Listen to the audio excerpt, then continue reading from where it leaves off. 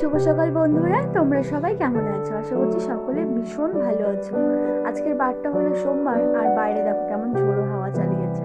রাতের থেকে তো হচ্ছিল বৃষ্টি, তবে আজকের আকাশের ওয়েদারটা ভীষণই খারাপ।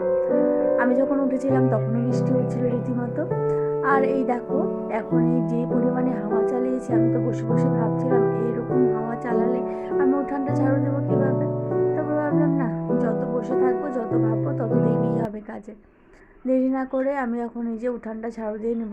আর হাওয়া থামার আর নামগন্ধ নেই। আর আমি তো এই যে বেরিয়ে পড়লাম এখন ঝাড়ু হাতে।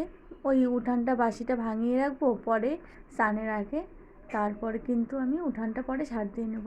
আর দেখো সাপের কৌটোটা পড়ে গেছে, একটু পড়ে গেছে।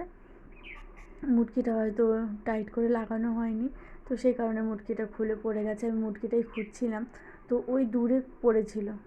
তো এই যে মুরগিগুলোকে এখন বের করবো। বৃষ্টি শুরু হয়ে গেছে, আর উঠোনের অবস্থাটা দেখতে পাচ্ছ, কোন দিক থেকে শুরু করবো বুঝতেই পারছি না। বৃষ্টির কারণে পাতাগুলো সব আটকে আছে, আর সময়ও লাগছে। আর যাও বা আমি ঝাড়ু দিচ্ছি, সেই হাওয়ার কারণে আবার সব পাতাগুলো উড়ে আবার সেই এলোমেলোই হয়ে যাচ্ছে। বাসিটা না ভাঙালে তো আমি রান্না বসাতে পারবো না, তো সেই কারণে বাসিটা হালকা হালকাভাবে একটু ভাঙিয়ে নিচ্ছি। পরে স্নানের আগে ভালো করে ঝাড় দেওয়া যাবে। আর এই যে শ্বশুরমশাই উঠে পড়েছে, তো আমি উঠানটা ঝাড় দিচ্ছিলাম। আর এদিকে দেখো কী পরিমাণে হাওয়া চালিয়েছে। মেয়ে এখনও ওঠেনি জানো তো, সকালে একবার উঠেছিল, পরে আবার ঘুম পাড়িয়ে দিলাম, তো এখনও ঘুমোচ্ছে। আর আমি এই যে পাতাগুলো এখানে জড়ো করে, আমি কিন্তু বাসি নাইটি তোমরা তো জানোই, আমি চেঞ্জ করে তারপরে কাজ শুরু করি। আর এই দেখো তাড়াতাড়ি করে রান্নাঘরে চলে আসলাম, সবজিগুলো সমস্তটা বানিয়ে নিলাম। প্রথমে করলা ভাজা বসিয়ে দিলাম, এদিকে ভাতটা বসিয়ে তারপরে এবার আমি সবজিটা বানাতে বসবো। আর দেখো বাইরে কিন্তু হাওয়াটা একটু থেমেছে এখন। আর এই দেখতে পাচ্ছ আমার গোলাপ ফুলগুলো, এই ডালটায় না বেশ অনেকগুলো হয়েছে। দাঁড়াও আমি তোমাদের দেখাচ্ছি সবগুলো। আর বৃষ্টির কারণে না গাছটা সেই হেলে পড়েছে, একটু বেঁধে দিতে হবে। আর এই যে হলুদ গোলাপটা, এটাতে না পোকা ধরে যাচ্ছে একটু। চাল কুমড়ো এনেছিলাম রবিবারে, তো সেই রবিবারে রাতেই কী করেছিলাম, তোমাদের দাদাভাইকে বলেছিলাম একটু দাও দিয়ে একটু চিড়ে রাখো। মেয়ে যেত চাল কুমড়োটা কাটতে নেই, তো সেই কারণে। আর সকালে তো এরা দেরি করে ওঠে, তো রাতেই আমি চাল কুমড়ো আনলে আমি রাতেই বলি একটু তুমি একটু দাগ দিয়ে রাখো। আর এখানে আমের আচার বানিয়েছি। আর এদিকে চাল কুমড়োর ঘন্ট, মুসুরির ডাল, এদিকে আছে আলু ভাজা। তোমাদের সঙ্গে বিকেলে কথা হচ্ছে। এই দেখো আমার ছেলে চলে এসেছে। বাবা ড্রেস খোলো, করে নিল।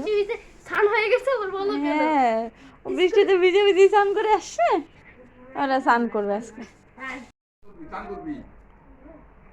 নিশান ঘরে এসো। আজকের ওয়েদারটা যেহেতু ঠান্ডা ঠান্ডা একটু আছে, সেই কারণে ছেলেকে সকালেও স্নান করানো হয়নি। এসেও বলছিল মা আমি আজকে স্নান করবো না, সেই কারণে মাথাটা ধুয়ে দিলাম আর গা হাত পা ভিজে গামছা দিয়ে মুছিয়ে দিলাম।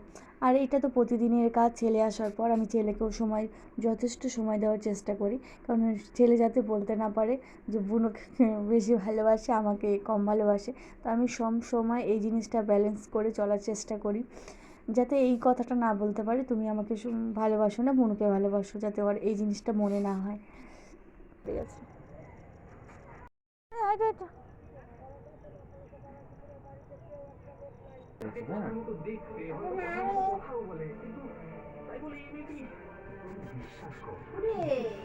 তোমাদের দাদাভাই একটু গেঞ্জিটা উঁচু করেছিল, এবং গেঞ্জিটা নামা, বলে তোমার কারণে যেমন তেমন করে থাকাও যায় না, সবসময় শুধু ভিডিও নিয়ে ব্যস্ত থাকো। আমি বললাম সবসময় ভিডিও নিয়ে ব্যস্ত থাকলে তাহলে কাজটা কেই করে। তো যাই হোক, দেখো আজকে আমার রান্নাঘরে শাশুড়ি মা। তো এদিকে তোমাদের দাদাভাইয়ের পেটটা ভালো না, কদিন থেকে তো একটু হচ্ছিল, তো সমস্যা আছে, সে কারণে বলছিল আজকে মারমার তো এখানে গাজর, আলু, ডাল দিয়ে একটা ওই খিচুড়ি টাইপের মতো একটা বানিয়েছে, তবে ফোড়ন ছাড়া, গালা গালা ভাত টাইপের। এই রান্নাঘরে চলে এসেছি। আজকে রান্নাবান্নার দায়িত্ব শাশুড়ি মার পড়েছে। আজকে তোমাদের দাদাভাই যেহেতু পেটটা ভালো না, তো সে কারণে আজকে হচ্ছে গালা গালা ভাত। ওই যে শাশুড়ি মা বের করছে, আলু বের করছে এখন। আজকে রাতে শাশুড়ি মা করলেন রান্না, আর এখানে সবজিও দেওয়া আছে, গাজর আছে, আলু আছে। ওই শাশুড়ি মা আলু বের করছে। মানে পাটানো বাইরে থেকে আমি বাইরে বলি সেটু মাখিয়ে দেবেন।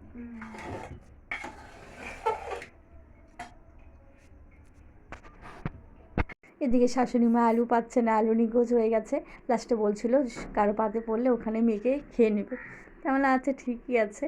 তো আজকের ব্লগ ভিডিওটা আমি এখানেই শেষ করছি। আজকের ব্লগ ভিডিওটা তোমাদের যদি ভালো লেগে থাকে লাইক সাবস্ক্রাইব করে আমার পাশে থেকো। আর নতুন বন্ধুদের পুরনো বন্ধুদের সকলকে জানাচ্ছি অনেক অনেক ভালোবাসা। এভাবেই তোমরা আমাকে সাপোর্ট করো যাতে আমি একটু দূর যেতে পারি। তো বাই।